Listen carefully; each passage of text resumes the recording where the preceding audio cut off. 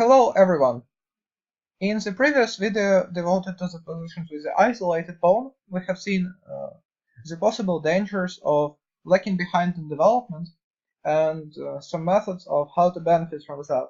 And I would like to continue this rather instructive video with this one and demonstrate to you today one of my favorite attacking games of an extremely vivid and creative grandmaster from the Soviet Union, who is not that well known in Western countries, but for many our players, it's indeed a legend.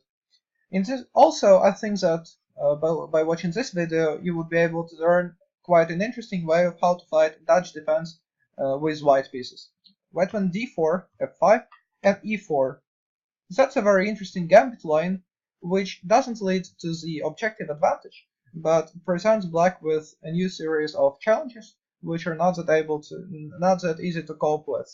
Black took knight to c3, knight to f6, and here white has several moves. I think bishop to g5 is one of them, but f3 is the most consistent continuation, which is pretty much in the spirit of the gambit. White doesn't try to get his pawn back, instead he just sacrifices it forever to get the latent development. And here, I think it was surprisingly pretty much the only moment in the game when black could have gotten a clearly normal position.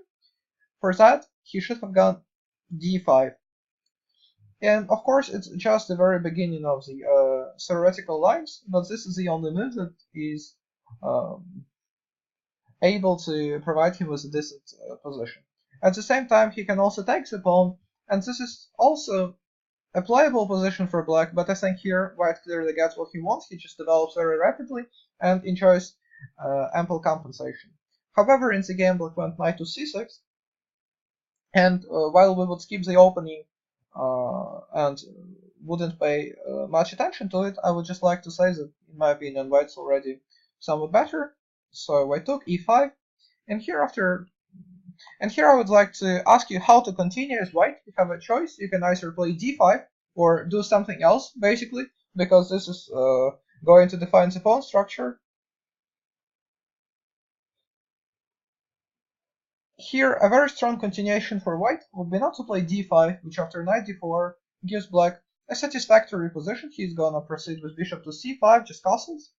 And to be honest, white can even face a lot of dangers over the f-file. Instead, white should open things up, as we will see, black will not be able to develop as fast as needed. White should take, and that's exactly what he did. Knight to f3, knight to c5, sorry, and now knight to f3.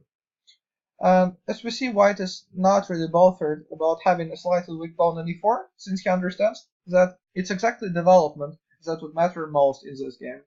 So if black takes after queen f3, he just accelerates white's development, and now such things as e5 and bishop to c4 are hanging in the air. It's quite difficult to deal with them, which is why black preferred to play d6. However, white just went bishop to f4, challenging the knight, and here black decided to take. After knight to g6, bishop to g3, bishop to e6, white can simply play something like knight d4, when I think he has a lot of good squares for his pieces after something like bishop to f7, which seems a necessary move, and knight to f5. I think it would be extremely difficult for black to finish his kingside development, whereas white is ready to just develop the bishop, go bishop to d3, and then castle, or he could maybe even consider going something like queen to e2 and then castling even on the queen side. Why not? Then he would just try to open up the position as fast as he can. So black decided to take queen f3, bishop to g4, queen to f2, bishop to e7. And here I'd like to ask you a question. What should white do?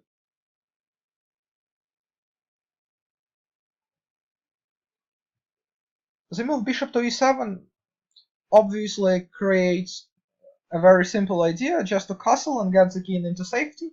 If black manages to do that, he will have a pretty satisfactory position, which is why white has to, by all means, prevent castling, so white just went bishop to c4. A rather simple move, but a very strong one. c6, h3, bishop to h5, g4, bishop to g6, now white just castled.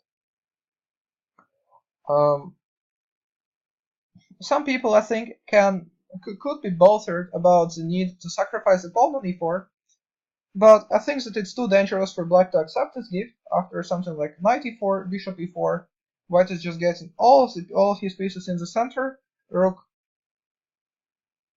to e1, for example, and if black will go d5 now, then there is a lot of ideas such as rook takes e4, for example, when black is clearly losing.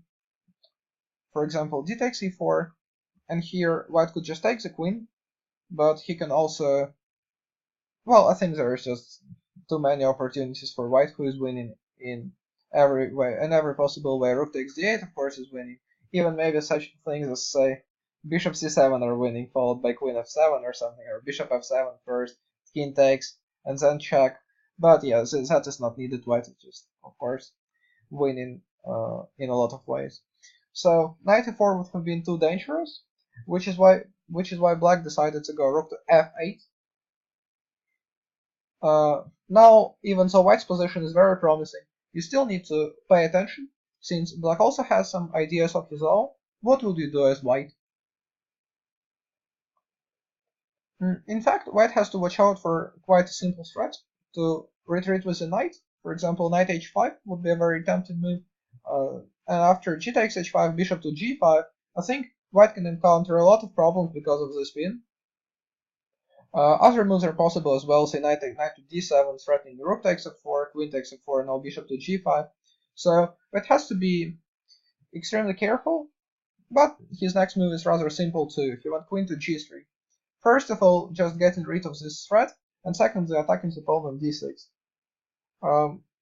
And here, even though this move seems to be rather simple to find, white still had to consider a few possible continuations that black had. For example, what if black takes the pawn on e4? What would happen then? Well, let's think together. White would simply take, and now just take on d6, opening up the position very fast. And even though he does have to sacrifice that rook temporarily after rook to e1, I think black is just lost, since obviously there are too many threats, and the black king is completely helpless. At the same time, the move that was played in the game is somewhat more challenging. Black took on g4. And now I'd like to ask you what to do. If among you there were players who managed to foresee this move in advance, when you went queen to g3, I would already congratulate you. Great job, you're very careful, and I think you are really strong players. Since the threat is obvious, if white takes, after rook takes f4, he might have quite a lot of problems, since queen f4, bishop to g5 just drops the queen. So white had to foresee something else, and white just took on d6. Of course, he is not falling for that trap. Knight to f2, bishop e7, queen e7, and this is, I think, the critical position when Vladimir Simagin managed to come up with a brilliant refutation of black's tactical sequence. How to play as white here. It's a real tactical gem.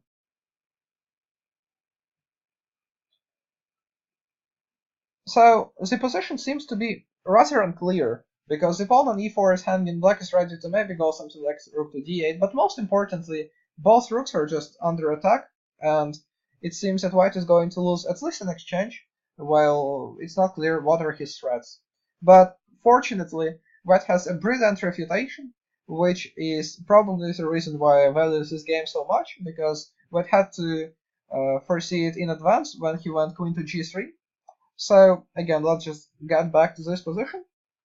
And here white managed to come up with a fantastic solution. So all the pieces are hanging. What should we do? Let's just hang one more. Knight to b5.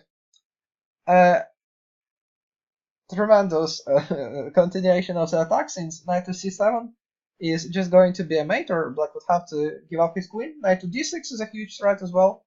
And after the move c takes b5, which was played, bishop to b5, king to f7, queen to b3. the black king doesn't have where to go to. After queen to e6, bishop c4, black just called it a day in the game. While after king to f6, he would have been mated. And I'd like you to find how. How would white declare a forced mate?